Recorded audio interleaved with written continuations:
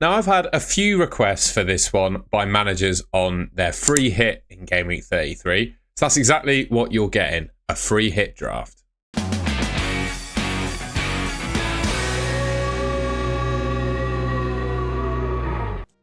Okay, so I thought the best way to do it would be go position by position, like I do most of my team selection wildcard drafts, etc. And what I've done, because I've not necessarily picked in line with the Fantasy Football Hub expected points, my video, so my opinion applies in some cases here.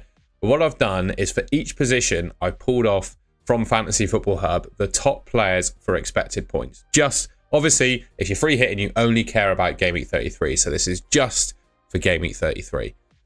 We've got Raya as the top goalkeeper, Saliba as the top defender alongside Kivior. So I think it's pretty clear that the Arsenal defence should probably be picked on your free hit.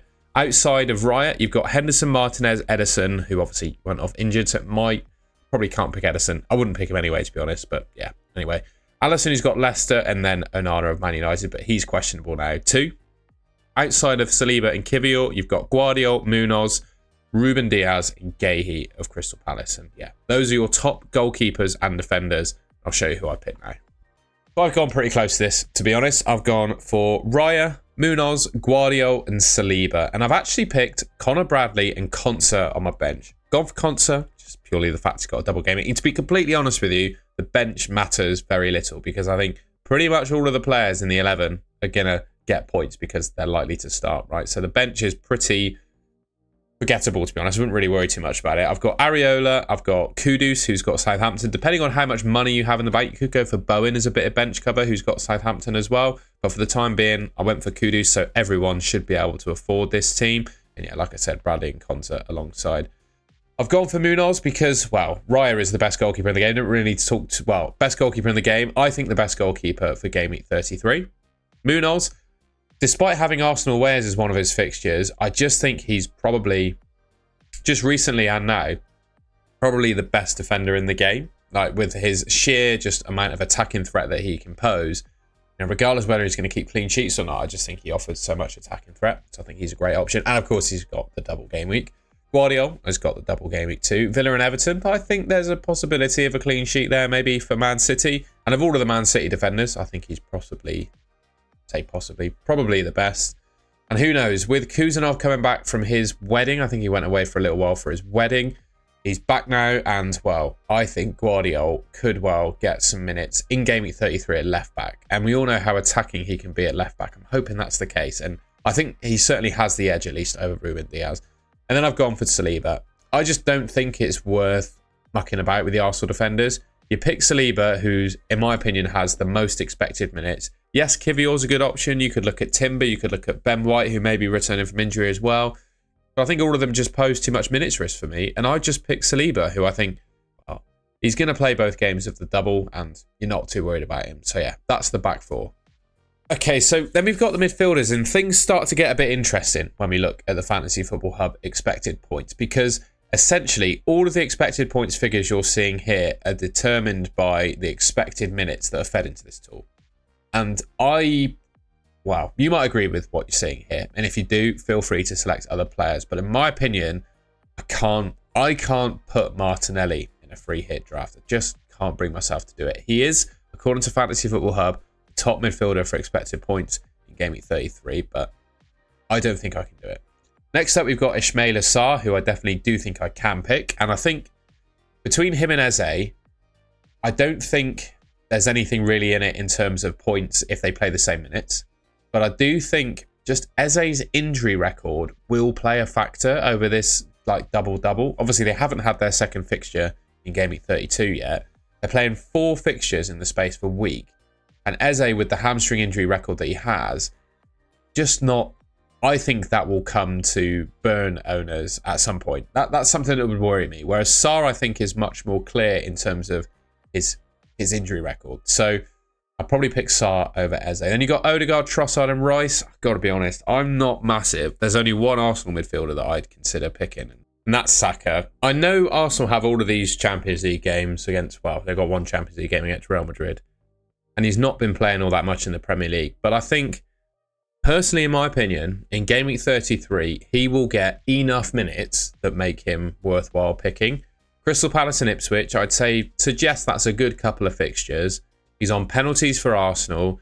I think he's the one Arsenal midfielder that I would really go for. And then because they're so good defensively, but obviously they conceded against Brentford, but I still think they're a strong team defensively. And I think Raya and Saliba's minutes are pretty locked in. I think this is the best way to go with the Arsenal assets. Pick Raya and Saliba and then pick Saka in midfield. Outside of that, like I said, we've got Sarr. I spoke about him already. One player that we didn't see on the top midfielders list is Morgan Rogers. I think of all of the Villa assets, he is probably the best just overall. You know, his minutes, I would say, are probably the most secure. And that's proven in Game Week 32 when he started against Southampton. You know, I thought if there was ever a game for Rogers to be rotated in the Premier League, it was between 2 legs against PSG in the quarterfinals of the Champions League versus the worst team in, I think, Premier League history. That was a game where he could have been rotated, and he played 85 minutes. So I think he's pretty safe from rotation based on that, based on the evidence we've got so far. So I've gone for him, and of course, he's a great player. He should do well, I think, against Man City and Newcastle. You know, those two teams are definitely not the strongest defensively. And then I've still gone for Salah. You know, the guy's broken the FPL point scoring record at this stage of the season, which is just absolutely crazy. And yeah, I don't see why you wouldn't go for him. You look at his expected points, they're actually higher than Rodgers, despite having only one game. And he's playing Leicester, who, well, apart from against Brighton where they drew 2-2, they usually, and no offence to Leicester fans, but they usually get battered every week at the moment. So yeah, for me, I think this is the best midfield on your free hit that you can pick.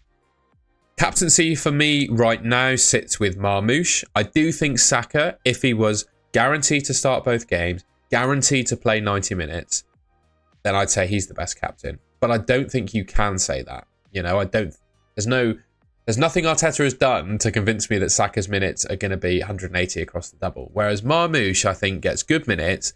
He's on free kicks. I think he's going to take penalties for Man City. You know, ticks all the boxes for me of a player that I'd want to captain. And Villa and Everton, 2 pretty good games for him. So I think Marmoush is the best captain. And the bonus other draft has got one change in it. I've gone for Kevin De Bruyne. Now, if you don't like Ollie Watkins for whatever reason, don't believe in him, that's fine. I would consider that mindset around picking an asset that no one who is not using their free hit is going to go for.